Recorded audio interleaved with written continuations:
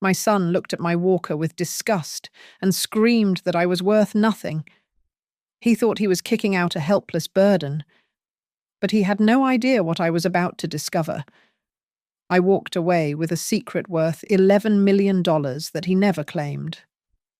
He believes he broke me, but he only lit the fuse that will burn his entire world to the ground.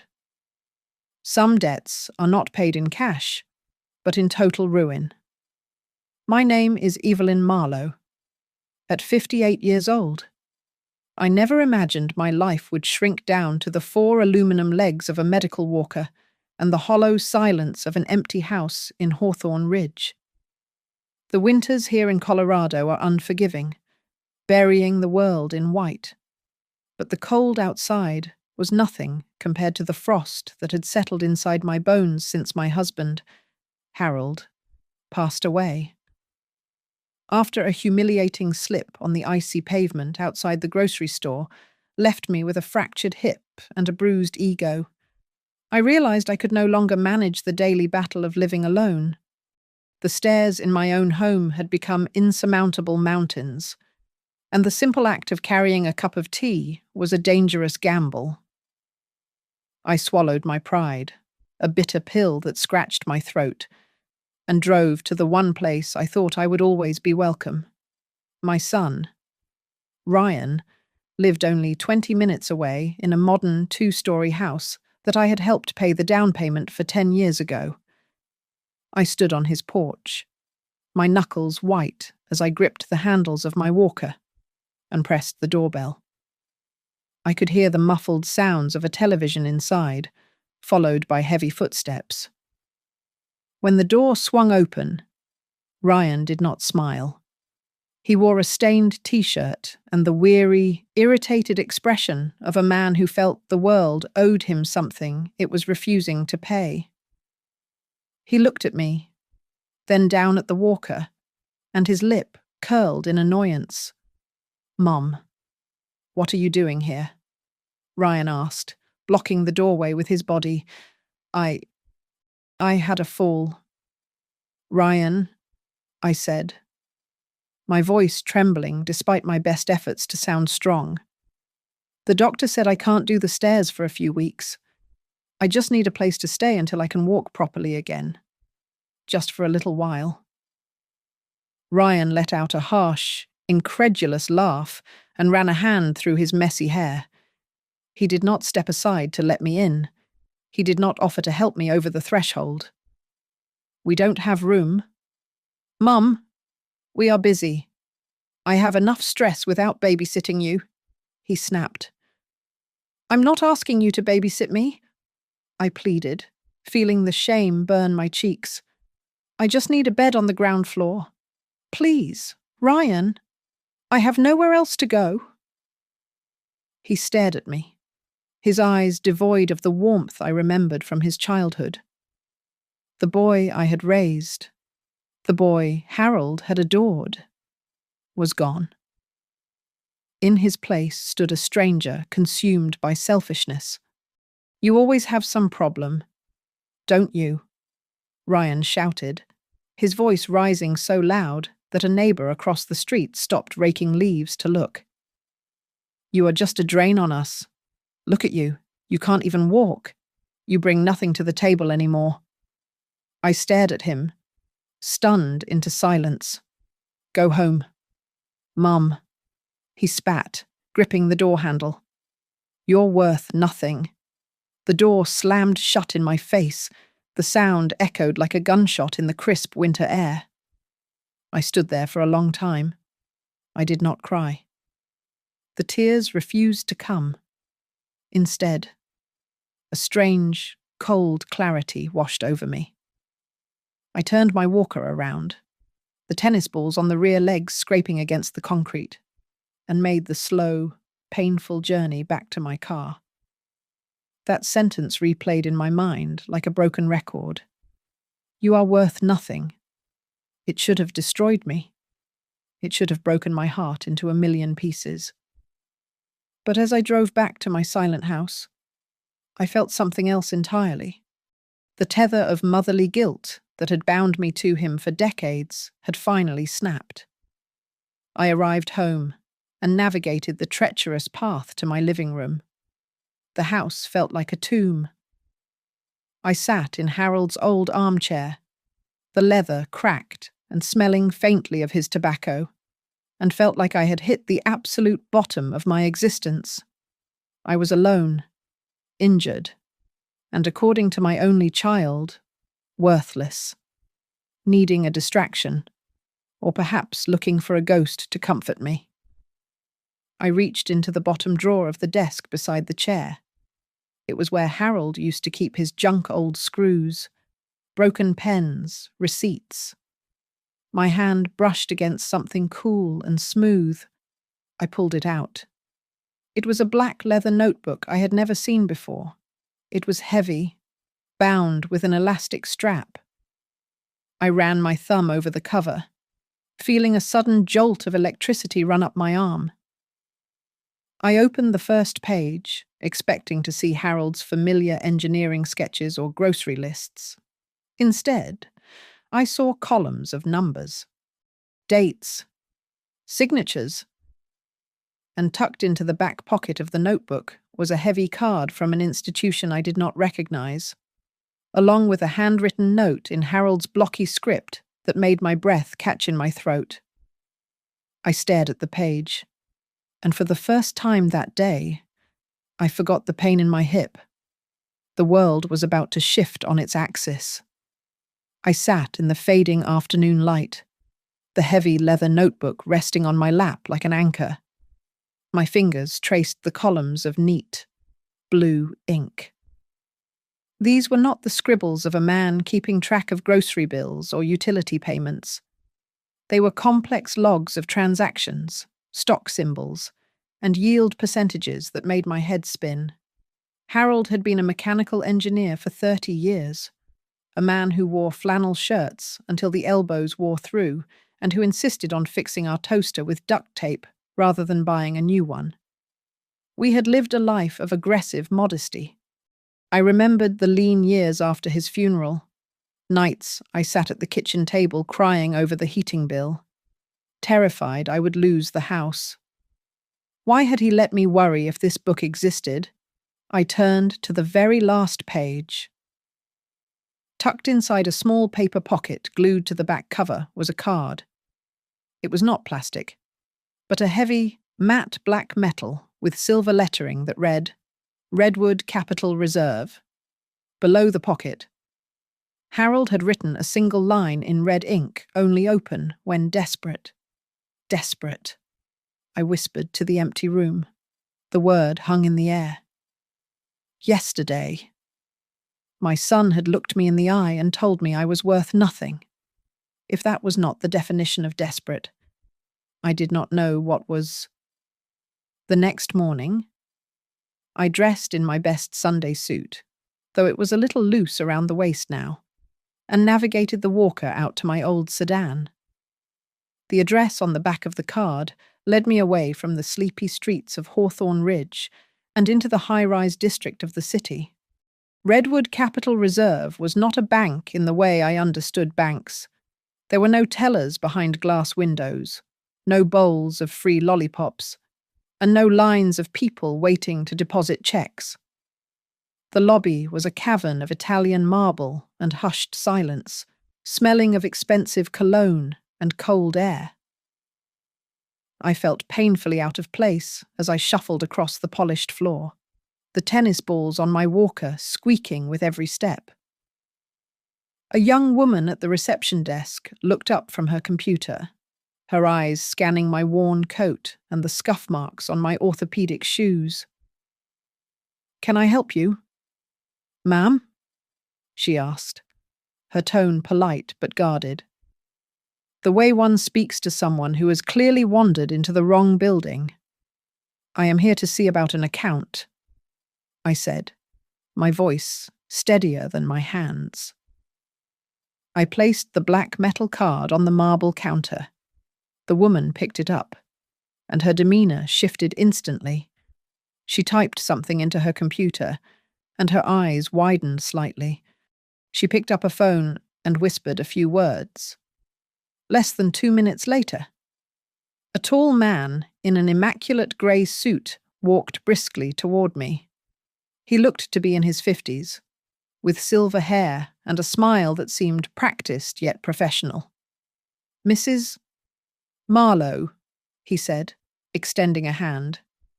"I am Edgar Holloway, the branch director. Please, come with me." He did not look at my walker with disdain as Ryan had. He held the heavy glass door open and slowed his pace to match my shuffling gait. He led me into a private office that was larger than my entire living room, offering me a seat in a soft leather chair. "I must admit, we were not expecting you," Edgar said, taking a seat behind his mahogany desk. "But we have had a standing instruction on this file for a very long time. May I have the card? Please." I handed it to him. He swiped it through a discreet reader on his desk and typed in a sequence of keys. "I don't really know what this is about," I confessed, gripping the armrests. "Harold, my husband. He never mentioned this place. I found the book yesterday. We struggled. Mr. Holloway. When he died, I didn't know how I would pay for the funeral. I don't understand why he would have an account here." Edgar looked at me with a softness I had not expected. Harold was a very private man, Mrs. Marlowe, and a very protective one. He set this trust up over 3 decades ago. It was a blind accumulation fund. He deposited portions of his income from patents and consulting work that I believe he kept separate from his primary salary. "Patents?" I asked. "He fixed conveyors at the plant. He did much more than that," Edgar corrected gently. He turned his large computer monitor around so it faced me. He wanted to ensure that if you were ever alone, truly alone, you would never have to rely on anyone else's charity. He wanted you to be safe. I looked at the screen. I blinked, sure that my reading glasses were smudged. I saw my name, Evelyn Marlowe, listed as the sole beneficiary, and below it, in bold black numbers, was the current balance. I gasped, the air rushing out of my lungs as if I had been punched. That says $11 million. I stammered, my heart hammering against my ribs. $11,422,000 and change. Edgar said quietly, "It is all yours. Evelyn, it has been waiting for you." I stared at the number, the room spinning slightly. Ryan had screamed that I was worth nothing. He had discarded me like trash because I was a burden on his wallet. And all this time, while I was counting coupons and worrying about the price of heating oil, I had been sitting on a fortune that could buy his entire neighborhood.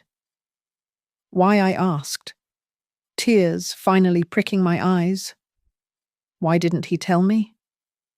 "Because," Edgar said, leaning forward, "he told me once that money changes people. He said he wanted to live a simple life with you. But he also said that the world can be cruel to a woman on her own. He saved this for your survival." I looked at the screen again. This was not just money. It was a weapon. It was a shield. And for the first time since Ryan slammed the door in my face, I didn't feel weak. I felt powerful. "I don't understand," I managed to say, my voice barely a whisper, gripping the arms of the leather chair until my knuckles turned white. "Harold fixed machines. He was a mechanic. He didn't trade stocks." Edgar smiled sadly, his hands folded calmly over the file. "He didn't trade. Evelyn? He invested. He was a silent partner, long-term positions in clean energy infrastructure and emerging technology. He started small, nearly 30 years ago, just putting aside $50 here, $100 there. He had an incredible almost supernatural eye for companies that were about to change the world, and he let it compound. He never withdrew a single cent. I sat back, feeling the ghost of my husband standing in the room with us. For 30 years, while I was sewing patches onto Ryan's jeans to save money and worrying about the rising price of milk, Harold had been building an empire in the shadows. Why? I asked, a flash of anger cutting through the shock. We struggled, Mr. Holloway. There were nights he came home with grease under his fingernails and his back aching so bad he couldn't stand up straight. We ate canned soup for weeks when the roof needed repairs. Why? Why did he let himself suffer? Why did he let us suffer? Edgar sighed and opened a thin folder on his desk. He pulled out a yellowed piece of paper. Because this money was never for him. It was a failsafe. A fortress. He told me that as long as he was alive, he could take care of you with his 2 hands. But he was terrified of what would happen if he left you behind. Edgar hesitated, his eyes flicking to the paper, then back to me. He left specific notes about Ryan. The mention of my son's name made my stomach turn, a visceral reaction that I was still getting used to. What about Ryan? Harold loved his son, Edgar said carefully. But he didn't trust him, not with money. He noted several incidents over the years. Small thefts from your wallet when Ryan was a teenager. The way Ryan demanded expensive gifts and threw tantrums when you couldn't provide them. Harold feared that if Ryan knew about this capital, he would manipulate you into handing it over. He wanted to ensure that if the worst happened, if you were left alone and vulnerable, you would have the means to protect yourself. Even if that meant protecting yourself from your own family. I closed my eyes. The truth hit me harder than the icy pavement had when I broke my hip. Harold had seen it. Decades ago. He had recognized the seed of greed in our son. The same greed that had just slammed a door in my face yesterday. I felt a surge of indignation that my husband had kept this secret from me. But it was quickly washed away by a wave of overwhelming gratitude. He had known. He had prepared for the exact moment when Ryan would tell me I was worth nothing. There is one more thing, Edgar said, sliding another document across the polished mahogany desk. This is a separate holding. About 5 years ago, Harold acquired a significant minority stake in a startup called Motion Tech. They manufacture advanced mobility aids and robotic prosthetics. I looked down at my aluminum walker, the irony tasting bitter on my tongue. That stake alone is currently valued at nearly $2 million, Edgar continued, his voice steady and professional. And the sector is booming. You don't just have cash in a vault, Evelyn. You have assets. You have growth. You have power. I stared at the papers. I was not just a widow with a fractured hip anymore. I was a major shareholder. I was a millionaire several times over. The despair that had been suffocating me for the last 24 hours began to lift, replaced by a cold, steely resolve. What do I do now? I asked, looking up at him. Whatever you want. Edgar replied firmly. Harold's instructions were clear. He wrote, for Evelyn, for her joy, for her safety, and for her revenge if she needs it. Those were his exact words. For her revenge if she needs it. I stood up. The pain in my hip was still there, a sharp, biting reminder of my physical frailty, but the crushing weight on my chest was gone. I took the handles of my walker. Thank you. Edgar, I said. I think I need to go home. I have a lot of planning to do. I left the bank, the tennis balls on my walker gliding over the marble floor. I was the same woman who had walked in, wearing the same old coat. But everything inside me had shifted. The city noise outside didn't sound like chaos anymore. It sounded like opportunity. I was not destitute. I was not a burden. As I got into my old car and gripped the steering wheel, I looked in the rearview mirror. The woman staring back at me still had tired eyes, but the fear was gone. Ryan thought he had discarded a piece of trash. He had no idea he had just thrown away the keys to the kingdom, and I was going to make sure he never touched them. The silence in my house that evening was no longer heavy or oppressive. It felt expansive, like the deep breath before a long-awaited speech. I parked my car, navigated the walkway with my aluminum frame, and for the first time in months, I did not look at the peeling paint on the porch railing with despair. I looked at it as a problem that could be solved with a single phone call. I sat at the kitchen table, the same spot where I had cried over unpaid bills just weeks ago, and I opened a fresh notebook. It was time to build a new life. I wrote at the top of the page, "The reconstruction of Evelyn." My first order of business was the house. I loved this old Victorian, but it had turned into a prison for my aging body. I picked up the phone and called the most reputable contractor in the county, a man I had previously avoided because his rates were known to be astronomical. When he answered, I did not ask for a quote. I told him I needed a ramp installed immediately, and not just wood and nails, but a heated stone pathway that would melt the Colorado snow before it could touch my boots. I also ordered a stair lift for the main foyer. "Mrs. Marlowe, that is going to be quite an investment." The contractor warned me over the line. "We are talking about $15,000 or $20,000 for the stonework alone." "When can you start?" I asked, my voice steady. "I can write the check today." The silence on the other end was satisfying. Next, I needed armor. Edgar Holloway had recommended a name, Miriam Blake. She was a lawyer known throughout the state for her ruthlessness in estate law. Her office was in a glass building downtown, and when I met her 3 days later, she lived up to her reputation. She was a sharp-edged woman with eyes that missed nothing. Miriam reviewed Harold's trust documents, her pen tapping rhythmically against the mahogany desk. "Your husband was a genius, Evelyn," Miriam said, looking up over her spectacles. "He didn't just leave you money. He left you a fortress. There are clauses here that specifically block any direct lineage claims. That means your son, or any other relative, cannot contest this trust on the grounds of senility or undue influence.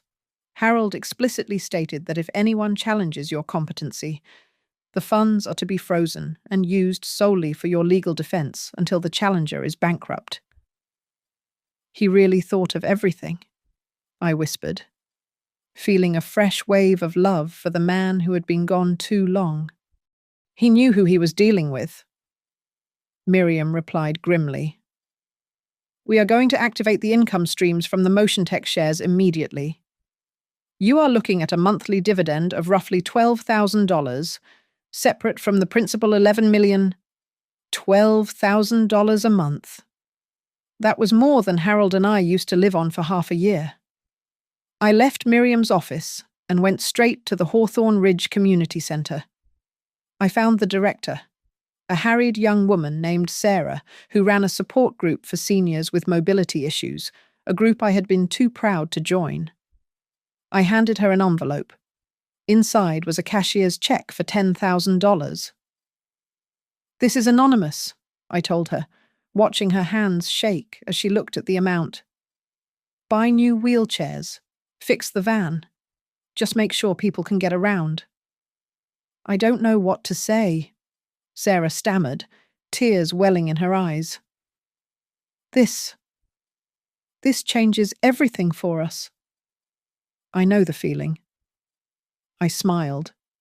For the next week, I lived in a whirlwind of activity. Workmen were hammering outside.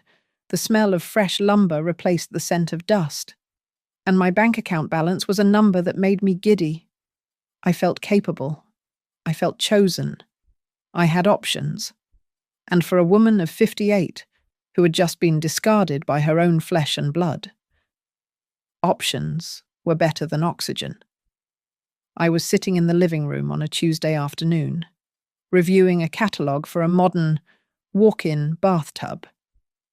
When the doorbell rang, my heart gave a painful lurch. I wasn't expecting the contractors until tomorrow. I grabbed my walker and moved to the window, peeling back the curtain just an inch. It was Ryan. He was standing on the porch, shifting his weight from foot to foot. He looked thinner than he had a week ago, his shoulders hunched in his cheap jacket. He didn't look like the arrogant man who had screamed at me. He looked nervous. I stared at him, my hand tightening on the velvet curtain. I wasn't ready for this. I had the money, I had the lawyer, and I had the plan. But facing him again so soon felt like ripping a stitch out of a healing wound. But Harold's notebook was locked in my safe, and Miriam's card was in my pocket. I took a deep breath, smoothed my skirt, and walked to the door. I unlocked it and pulled it open, not wide enough to invite him in, but wide enough to show him I was standing. "Hello, Ryan," I said coldly. He looked up, surprised by my tone. He forced a smile that didn't reach his eyes. "Hey, Mom," he said, his voice dropping to a register that was meant to sound affectionate. I was just in the neighborhood. I wanted to see how you were doing." I looked at my son, really looked at him, and for the first time, I didn't see my baby. I saw a shark circling the water, unaware that the boat had turned into a battleship. "You're acting strange," I said, blocking his path into the hallway with the sturdy frame of my walker. "You are sweating. Ryan. And you never come to visit on a weekday afternoon." Ryan laughed, a jagged, nervous sound that grated against my nerves. He wiped his forehead with the back of his hand, his eyes darting around the living room behind me as if he were appraising the furniture. "Can't a son just visit his mother?" he asked, trying to sound casual, but the tremor in his voice gave him away. "Look, Mom, things have been hard, really hard. The company. They filed for Chapter 11 yesterday. Everyone was let go. Just like that. No severance. Nothing." I looked at him, searching for a shred of sympathy in my own heart. A week ago, I would have been devastated for him. I would have offered to cook him dinner, to slip him $100 from my meager pension, to hold him while he cried. But the memory of his voice screaming that I was worth nothing was still too fresh, too raw. "I am sorry to hear that, Ryan," I said, my voice flat. "That sounds very stressful." He blinked, clearly expecting more emotion. He shifted his weight, leaning against the doorframe. "Stressful. It is a nightmare. Sarah is freaking out. The mortgage is due in 10 days. We are drowning here. Mom." He paused, licking his dry lips. Then came the pivot I knew was coming. "Dad. He was always so careful. Right. Did he leave anything else? I know the life insurance paid for the funeral, but maybe there was a savings account, some bonds. Anything you haven't told me about." I tightened my grip on the walker. The $11 million in the Redwood Capital account felt like a burning sun in my mind, but I kept my face completely impassive. "Your father was a mechanic. Ryan," I said slowly. "We lived paycheck to paycheck. You know that. We didn't have secret fortunes. Ryan's face darkened for a split second before he smoothed it back into a mask of concern. I know. It's just, sometimes old people hide cash in mattresses or have old stocks. I just want to make sure you are secure. Mum, if you have anything, we need to know, to protect it. I have my pension, I said, and I have this house. His eyes lit up at the mention of the house. It was a predatory gleam that made my skin crawl. Right. The house, he said, nodding too eagerly. That is actually what I wanted to talk to you about. Look, Mom, living here alone, it is dangerous. You fell. You broke your hip. Next time it could be worse. You shouldn't be here. I am managing, I replied. But for how long?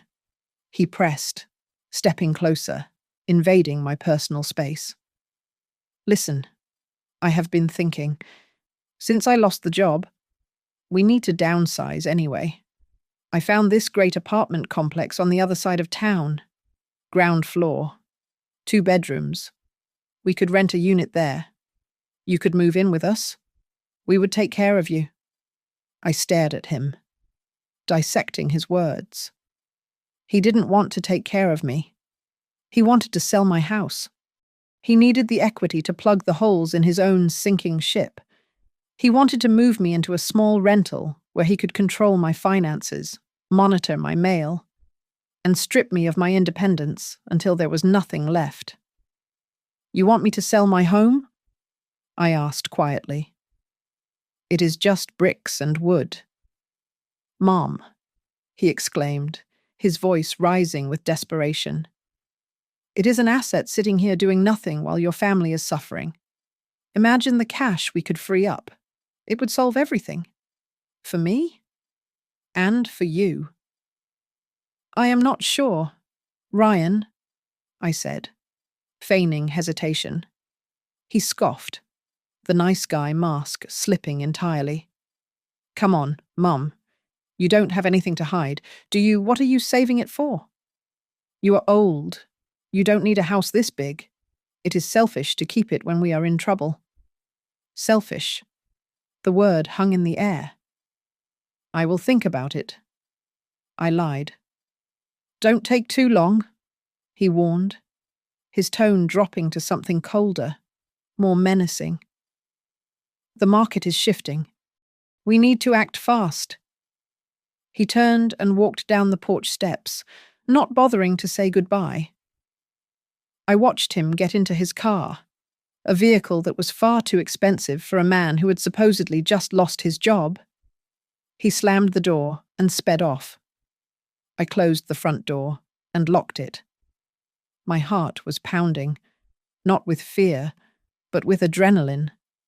He thought he was maneuvering a senile old woman into a corner. He thought he was the hunter. He had no idea that he had just walked into the cage of a lioness who was finally awake. He wanted my assets. Fine. I would let him think he was winning, right up until the moment I pulled the rug out from under his feet. 2 days after Ryan's visit, I sat across from Miriam Blake again. The view of the city from her office was breathtaking, but neither of us was looking at the skyline. Miriam's face was grim, her usual sharp professional demeanor replaced by a look of genuine concern. She placed a thick folder on the desk between us, her hand resting on it for a moment before she slid it toward me. We ran the background check on Ryan as part of the asset protection protocol, Miriam said, her voice low. Evelyn, it is much worse than just a lost job. I opened the folder. The pages were covered in red ink. What am I looking at? I asked, putting on my reading glasses. Ryan is not just broke, he is underwater, deeply underwater, Miriam explained, pointing to a highlighted figure. He got involved in some unlicensed real estate flipping schemes, high risk, shady partners, When the market dipped last month, the whole house of cards collapsed. He owes nearly $180,000 to private lenders, and these are not the kind of people who send polite reminder letters. I felt a cold shiver run down my spine. My son wasn't just struggling, he was reckless. But Miriam wasn't finished. She flipped a page. "And there is this," she said. "We found 3 credit inquiries in the last 6 months under your name. Not his. Yours." "My name?" I whispered, staring at the document. "But I haven't applied for credit in years." "He used your social security number to open store credit cards at hardware stores and electronics retailers," Miriam stated flatly. "Small amounts. 2,000 here. 3,000 there. He has maxed them all out." I felt sick. My own son had stolen my identity. He had looked me in the face, eaten my food, and stolen from me behind my back. "He is a thief," I said, my voice trembling with rage. "He is a criminal." "He is desperate," Miriam corrected. "And desperate men do dangerous things." Which brings me to the most concerning part of my investigation. She pulled out a final document. It was a printout of a consultation log from a legal firm that specialized in elder law. 2 weeks ago, before you even broke your hip, Ryan had a consultation with an attorney about involuntary conservatorship. Miriam said. The room went silent. The air conditioning hummed, but I couldn't hear it over the roaring in my ears. "Conservatorship?" I asked, though I knew exactly what the word meant. "He wanted to know what it would take to have you declared mentally incompetent," Miriam said, her eyes locking onto mine. "If he succeeds, Evelyn, he gets legal control over every asset you own, your house, your pension, your bank accounts. He would become your guardian. He could sell your home, put you in a state-run facility, and drain your accounts to pay off his debts legally." I sat back, the leather chair creaking. The betrayal was absolute. It wasn't just about money anymore. He was planning to erase me. He was planning to strip me of my rights, my dignity, and my freedom just to save his own skin. If he knew about the $11 million Harold had left me, he wouldn't hesitate. He wouldn't just put me in a home. He would make sure I never spoke to anyone again. "He thinks I am weak," I said, my voice hardening into stone. "He thinks I am just a confused old woman." "We need to strike first," Miriam urged. "We can file a restraining order. We can report the fraud." "No," I said, cutting her off. "Not yet. If I report him now, he goes to jail. But he learns nothing. He needs to lose. He needs to lose everything he thinks he is entitled to." I looked at Miriam with a clarity that surprised even me. "Lock it down." "Miriam," I commanded, "I want the highest level of security on the Redwood account. Biometric access only. No paper trails sent to the house. And regarding the credit fraud, let it sit for now. I want him to think he is getting away with it. I want him to think I am the perfect victim." "You are playing a dangerous game, Evelyn," Miriam warned. "I learned from the best," I replied, thinking of Harold's notebook. "Ryan wants a war. He is bringing a knife to a nuclear standoff. He has no idea what is coming for him." I left the office with the folder tucked under my arm. The sadness was gone. In its place was a cold, calculating fury. My son wanted to control me. I would let him try. And then I would show him exactly what a worthless woman was capable of. 3 days later, Ryan returned. He did not park in the driveway this time. He left his car running at the curb. the exhaust puffing grey smoke into the cold air like a nervous dragon. When he stormed into my living room, he did not ask how I was feeling. He did not look at the new ramp specifications I had left on the coffee table. He paced back and forth on the rug, his hands shoved deep into his pockets, exuding an energy that was no longer just desperate. It was dangerous. "We need to settle this." "Mom," Ryan said, his voice tight and low. "I spoke to a lawyer friend of mine about the situation here." I sat in my armchair, my hands folded calmly in my lap. I watched him the way a scientist watches a specimen under a microscope. The boy who used to run to me with scraped knees was gone. In his place was a stranger corrupted by greed and panic. "What situation is that?" "Ryan," I asked evenly. He stopped pacing and turned to me, his eyes narrowing. "Your mental state. You are forgetting things.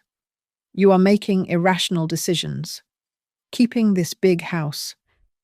It is a sign of decline. My lawyer says I have a duty, a legal duty, to protect the family assets from being squandered." I almost laughed. The audacity was breathtaking. He was framing his theft as protection. "My house is not a family asset," I said, my voice steady. "It is my asset, and I am perfectly capable of managing it." Ryan's face flushed a deep, ugly red.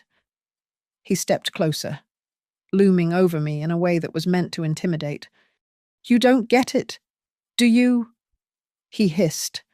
"I am in a hole, Mum, a deep hole. And you are sitting on the only ladder that can get me out. You have to sell this place. You have to give me the equity.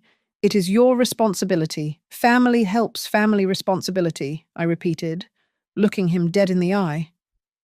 "You stole my identity to get credit cards. Ryan, was that for the family?" He froze. For a second, pure terror flashed across his face, but he quickly covered it with defensive rage. I did what I had to do. It was just a loan. I was going to pay it back," he shouted, spit flying from his lips. "But you are so selfish. You would rather see me ruin my life than give up this dusty old museum. Fine. Have it your way. But don't say I didn't warn you." He turned and marched to the door. Before he left, he looked back, his expression cold and detached. "I am going to fix this," he said ominously, "whether you agree to it or not." The door slammed, shaking the picture frames on the wall. I did not tremble. I picked up the phone and called Miriam Blake. "He was just here." I told her. "I know," Miriam replied, her voice crisp and professional. "Evelyn, I just received a notification from the court clerk. Ryan has placed himself on the docket. He is filing for an emergency involuntary conservatorship." My heart skipped a beat. Not out of fear, but out of finality. It was real. He was actually trying to have me declared incompetent so he could seize control of my life. If he succeeded, he would control everything. He would find the accounts.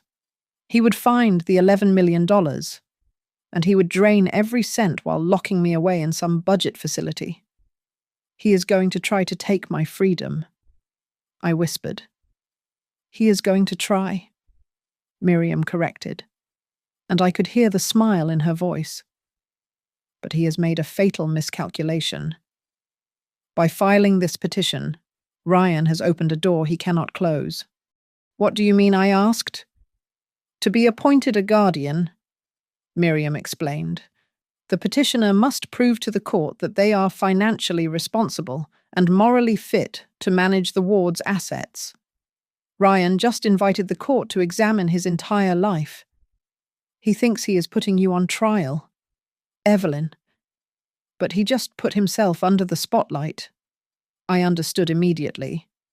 Harold's strategy had been defensive, but Miriam's was aggressive, by attacking me. Ryan was forcing the court to look at him. "We have the evidence of the illegal loans," I said. "And the credit card fraud. We have everything." Miriam confirmed. "I have his bank statements showing the debts to the loan sharks. I have the records of his failed real estate schemes. When we walk into that courtroom, we aren't just going to defend you. We are going to expose him. He is walking into a trap of his own making." I hung up the phone and looked out the window. Ryan thought he was the strong one, the one with the power to dictate terms. He didn't know that by trying to bury me. He was digging his own grave. The debts he was trying to hide. The $180,000 he owed. The lies he told his wife. It was all about to come out. I felt a strange sense of peace. I had given him a chance to be a son. He had chosen to be a predator. Now, he would learn that some prey bites back. The fluorescent lights of the county courtroom hummed with a low, irritating buzz that seemed to drill directly into my skull. I sat at the mahogany defense table, my hands clasped tightly in my lap, watching my son. Ryan sat 10 feet away, wearing a navy blue suit that I knew he had put on a credit card he could not afford to pay off. He looked confident, almost bored, leaning back in his chair and whispering to his attorney with the casual arrogance of a man who believes the game is already rigged in his favor. He did not look at me. To him, I was already a ghost, an obstacle to be cleared away so he could claim the prize. Beside me, Miriam Blake was a statue of calm. She arranged her files with precise, deliberate movements. She did not look worried. In fact, she looked like a predator waiting for the prey to step into the tall grass. "All rise," the bailiff announced, and Judge Harrison entered. He was an older man with a stern face and eyes that had seen too many family squabbles to be easily impressed. Ryan's lawyer stood up first. He painted a picture of a tragic decline. He spoke of my fall, my frailty, and my supposed confusion. Then he called Ryan to the stand. "My mother? She just isn't herself anymore," Ryan said, his voice trembling with a practiced sorrow that made my stomach turn. "She forgets things. She makes irrational decisions with money. I just want to make sure she is safe. It breaks my heart to do this. But someone has to be the adult in the room." I stared at him. The lie was so smooth, so easy for him. "Thank you, Mr. Marlowe," the judge said. He turned to Miriam. "Counsel." Miriam stood up slowly. She did not walk toward the podium. She walked toward Ryan. "Mr. Marlowe, you claim your motivation is solely the protection of your mother's assets. Is that correct?" she asked, her voice pleasant but sharp as a razor. "Absolutely." Ryan nodded. "I have a duty to my family." "A duty?" Miriam repeated. She picked up a document from her table. "Is that why you are currently carrying $180,000 in high-interest debt to unlicensed private lenders?" The silence in the courtroom was instant and absolute. Ryan's face drained of color. He opened his mouth, but no sound came out. I don't know what you are talking about," he stammered. "This is a verified financial statement obtained through subpoena," Miriam continued, holding the paper up for the judge to see. "It shows multiple defaulted loans, and here, Exhibit B implies that you have applied for 3 separate credit lines using Evelyn Marlowe's social security number without her consent in the last 6 months. Ryan gripped the railing of the witness stand. His confidence evaporated like mist in the sun. "Objection!" his lawyer shouted, but he sounded unsure. "Overruled," Judge Harrison said, his eyes narrowing as he looked at Ryan. "Answer the question. Mr. Marlowe, did you solicit credit in your mother's name?" It was a misunderstanding," Ryan shouted, sweat beading on his forehead. "I was managing her finances. She told me to. She forgot. We have a sworn affidavit from the bank manager stating you claim to be her sole power of attorney when no such document existed," Miriam said, slamming a heavy file onto the table. "This is not protection. Your Honor, this is predation. Mr. Marlowe is insolvent. He is seeking conservatorship, not to protect his mother, but to access her home equity to pay off his own gambling and real estate debts." Ryan looked wildly around the room. His eyes landed on his wife, Sarah, who was sitting in the back row. She was staring at him with a look of pure horror. She clearly had no idea about the $180,000. "Sarah," Ryan pleaded, pointing a shaking finger at her. "Tell them. You know how expensive things are. You are the one who wanted the new car. I did this for us." Sarah stood up. She didn't say a word. She just shook her head, tears streaming down her face, and walked out of the courtroom. The heavy door clicked shut behind her, sealing Ryan's fate. "Enough," Judge Harrison said. His voice was like a gavel strike. "Mr. Marlowe, your petition is denied with prejudice. Furthermore, I am forwarding the transcripts of this hearing to the District Attorney's Office regarding the allegations of identity theft and fraud." "But she is crazy," Ryan screamed, losing all composure. "She is hoarding money. She is worthless." "Bailiff, remove him," the judge ordered. I watched as my son was escorted out, still shouting excuses. I felt no triumph. I felt no joy. I just felt a hollow, aching silence where my love for him used to be. The boy I raised was dead. The man who just left the room was a stranger who would sell my bones for a quick buck. Miriam turned to me and squeezed my hand. "It is over. Evelyn, you are safe. He cannot touch you." "I know," I said softly. I stood up and gathered my purse. Ryan thought the worst thing that could happen to him was losing this case. He thought the game was over. He didn't know that I had already purchased the building where he lived. He didn't know that, while he was trying to steal my house, I had legally acquired the roof over his head. He had called me worthless. He was about to find out exactly how much it cost to underestimate his mother. The ink on the deed was still wet when Miriam Blake slid the folder across the desk to me. It was a simple transaction on paper, a purchase of a distressed asset by a blind trust known as the H.M. Equity Group. To the outside world, it was just another corporate acquisition of a failing apartment complex on the edge of town. But to me, it was the closing of a trap. "It is done," Miriam said, her voice low and satisfied. "You are now the sole owner of the Highland Terrace complex. The previous developers defaulted yesterday." I picked up the pen, feeling a thrill that was colder and sharper than joy. Highland Terrace was the very project Ryan had illegally invested in.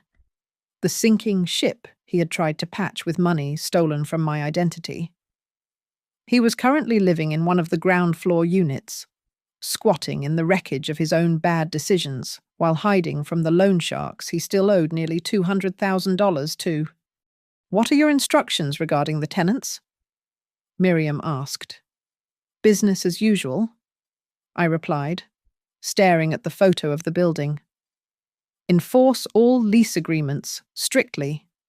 Any tenant who is more than 30 days delinquent on rent or association fees receives an immediate eviction notice.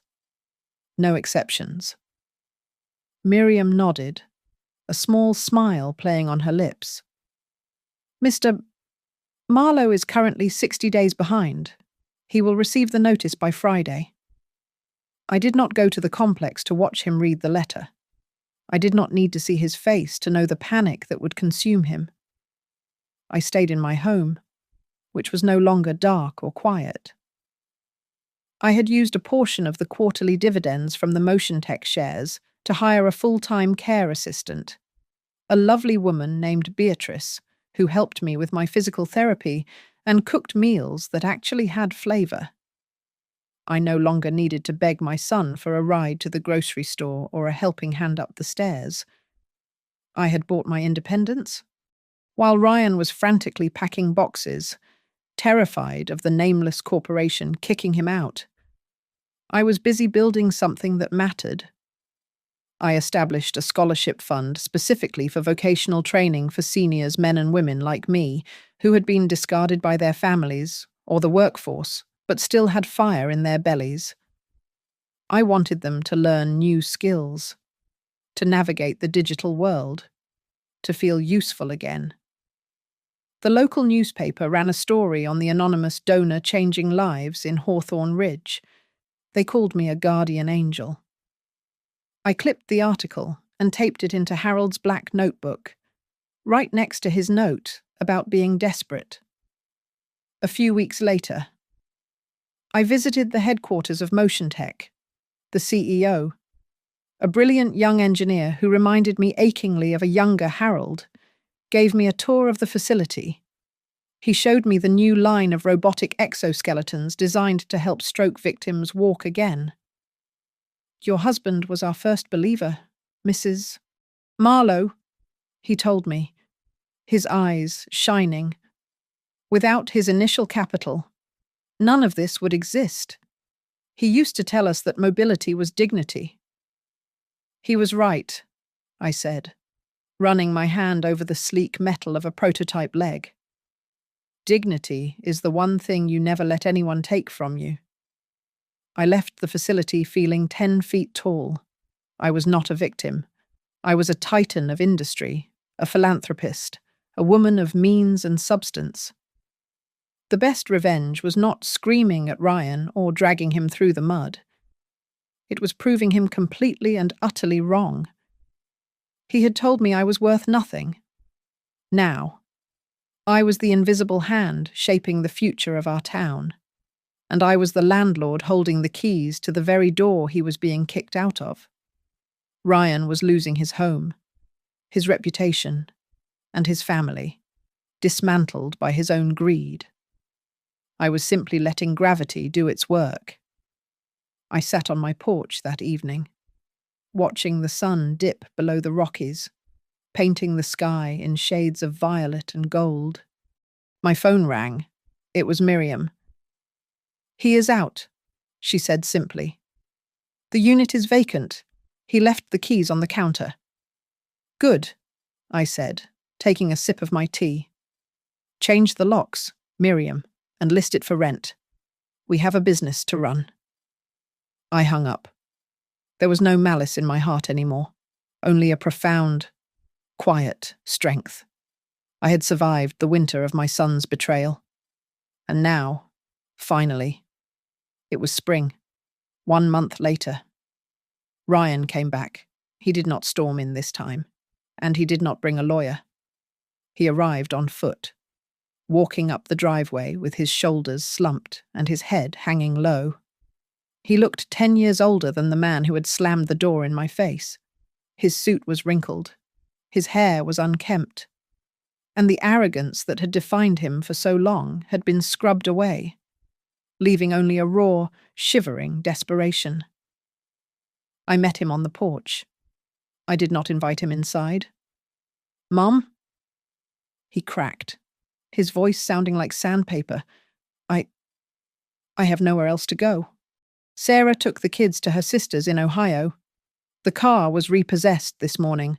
I am sleeping in a motel by the highway. I looked at him, feeling a dull ache in my chest.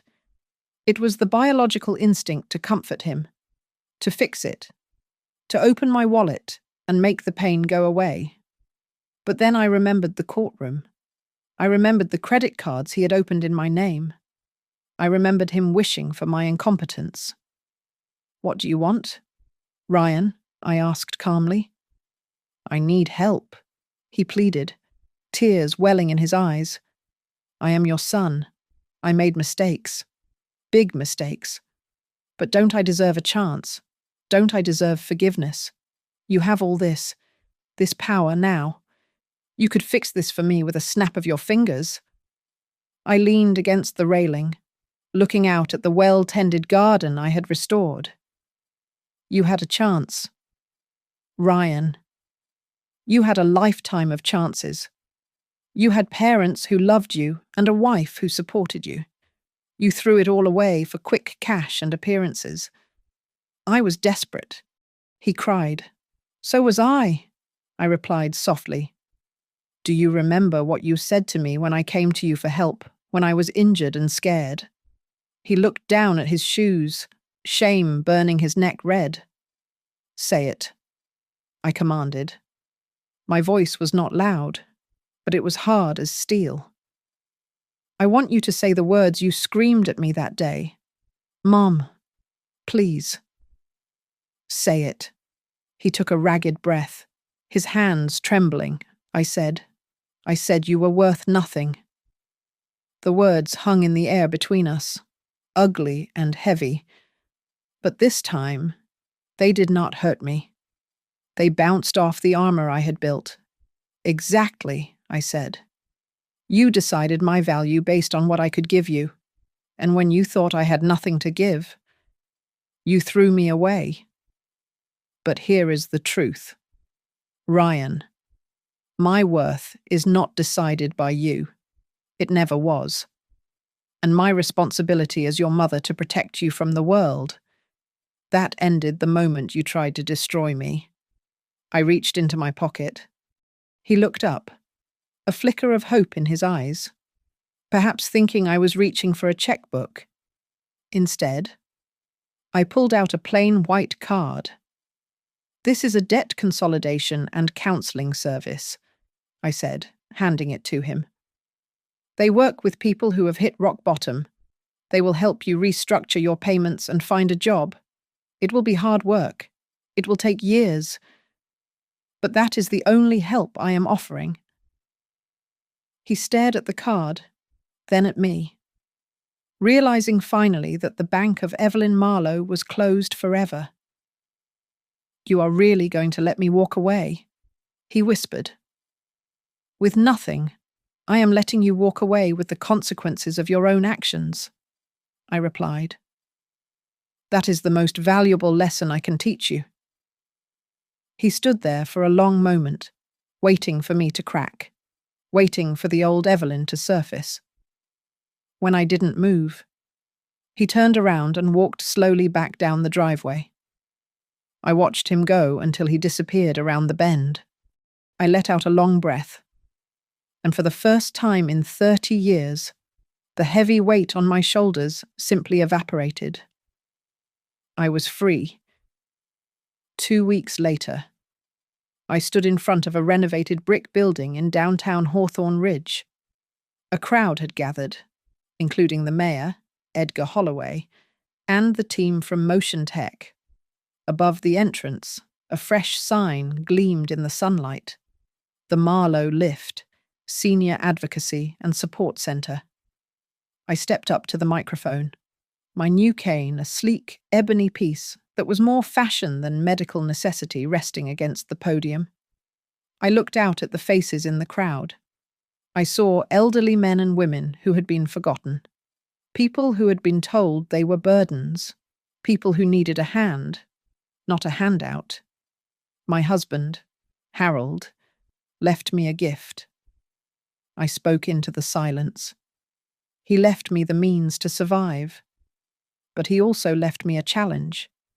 He wanted to know if I could stand on my own 2 feet. Today, this foundation pledges to help every senior in this county find their footing again. We will provide legal aid, mobility equipment, and vocational training. We will remind the world that we are still here. The applause was thunderous. I saw Miriam Blake clapping in the front row, a rare smile on her face. I looked up at the blue sky, imagining Harold looking down, wiping his greasy hands on a rag and nodding in approval. Life had told me I was worth nothing. My own son had screamed it in my face. But I chose to believe the opposite. I chose to believe that I was worth fighting for, and that is the reason I am still standing. Thank you so much for listening to my story. It's been quite a journey sharing this with you, and I'd love to know where you folks are tuning in from. So please drop your city or country in the comments below so we can connect. If you enjoyed this story, please subscribe to Grandma's Family Diary, hit that like button, and smash the hype button to help this video get recommended to more people who might need to hear it.